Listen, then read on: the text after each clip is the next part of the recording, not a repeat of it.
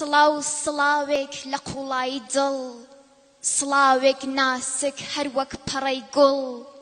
کام گوڵ گوڵانی چیای کوردستان، پێشکەش بە ئێوە ئازیزان دۆستان. پێشکەش بە تۆ بێ پیری دڵگیرم، هەتا بمێنم ناچی لە بیرم.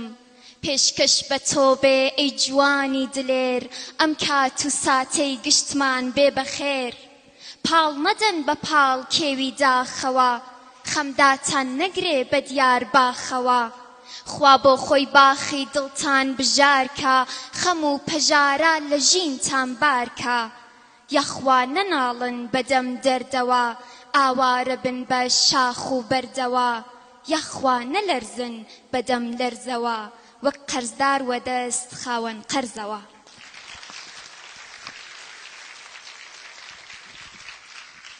سڵاو و ڕێز و خۆشەویستیم ئاراستەی هەموو ئامادەبووان و هونەردۆستان و شاعیران و خۆشەویستانی شارەکەم بانە و هەروەها هەموو میوانانی ئازیز کە لە شارەکانی ترەوە تەشریفیان هێناوە.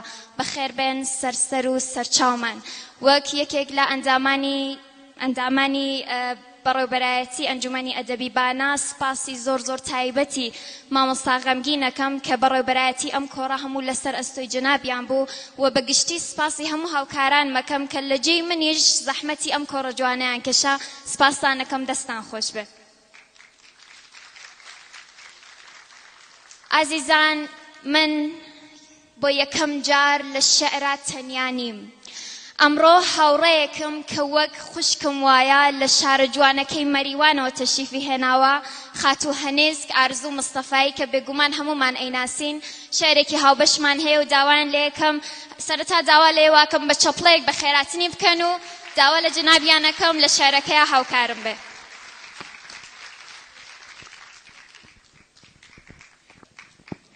سڵاو کوردستان بە بەرزی شاخت، بۆ ئەوەی ئەژی لەگەڵ دەماخت. هەر کاتێ ناوت دێتە زمانم، موچرکێکی خۆش ئەحسێنێ گیانم. سڵاو.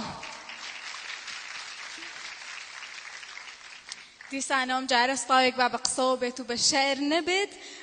سڵاوم هەیە لە خزمەتی هەموو لایەکتانە و شەو باش و ژیانیش. من زۆر خۆشحاڵم کە لەم کۆڕە شارەیەم وەک زۆربەی ڕەفیقەکانم، هەرچەند میوانیش نیم و ماڵی خۆمانە، شاری خۆمانە، هیچ فەرقێکی نییە. سپاس لە میوانداریتان.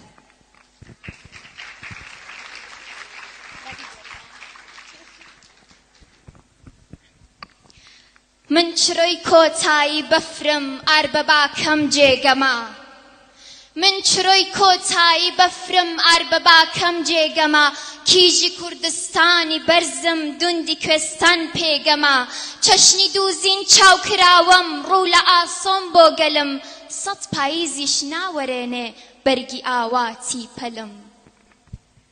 من یەکەم بارانی پاییز سەد هەنسکم پێوەیە. چاوەکانم چەشنی ئاسۆن بۆنی خۆرم لێوەیە. ڕێبواری ڕێی خەباتم هەستێکی سەرشانمە. شعر و ڕستە و خۆشەویستی لاپەڕەی هەرمانمە. شعر و پێنووسم کە ئاڵای ئەشقن و وا دڵبەرن، ڕێبواری بێکەس و نالی و پەشێوی سەروەرن. نیشتمانە سۆزی پێنووسم کە دڵوەیلانەکە، نیشتمانە ئەشقی من وا شاعریش حەیرانەکە. هەر بە منداڵی بەنانی شعری قانع من ژیام، بۆیە ئێستا شۆخی ئازایی سەر بە شاخانی چیام. ڕوو لە هەر کوێی نیشتمان کەم ماڵە باوانی منە، ماڵی باوانم نەشێوێ مانی ئەو مانی منە. نیشتمانم خۆشەویستم جێی هەڵە و قاسپەی کەوم، بەردی کوێستانت سەرینی خەونی خۆشی هەر شەوم. من خەباتی خۆشەویستیم گرتە بەر بۆ یادی تۆ، عەشق و سۆز و میهرەبانیم کردە هیوای پاکی تۆ. گیانی من هەر بۆ گەلی کورد سەرسەری سێدارەیە، سەرنەواندن بۆ غەوارە کاری نامەردانەیە. خوێنی من گەر سوورە با بڕژێ لە بۆ ئاڵای گەشت، مەست و مەستانە بپێوم ڕێی تەماوی و پڕکەشت. کیژی وریای چاوکراوەی فێرەزانینم ئەو من، کیژی وریای چاوکراوەی فێرەزانینم ئەمن چاوەکانم چینی ژینن هەرگەشاون وەک تەمەن کیژم و سەد هێمن و نالی لە بۆ من نووسەرن کیژەڵانی نیشتمانم یەک بە یەک تاجی سەرن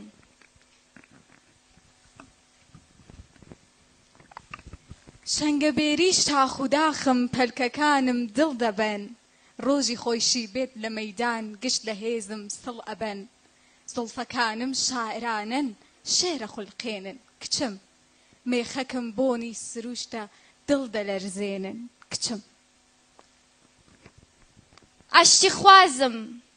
ئاشتی خوازم دژ بە گولە و فیشەک و دەردم ئەمن چەک لە شان نیم چەک بەدەستم شاعری کوردم ئەمن شاعرم پێنووسم هەردەم باسی ئازادی دەکا باسی عشق و مهرەبانی و دژ بە بێدادی دەکا دژ بە دوژمن ڕادەوەستین پشت بە پشتی یەک دەبین دوژمنان گەر خەو ببینن ئێمە خوشکی یەک نەبین دەست لە دەست کوردانە یەک بگرن وەک ئێمە یەکگرن گەر سنوور مەودای نەداوە گشت سنووران هەڵبڕن پێشکەشتان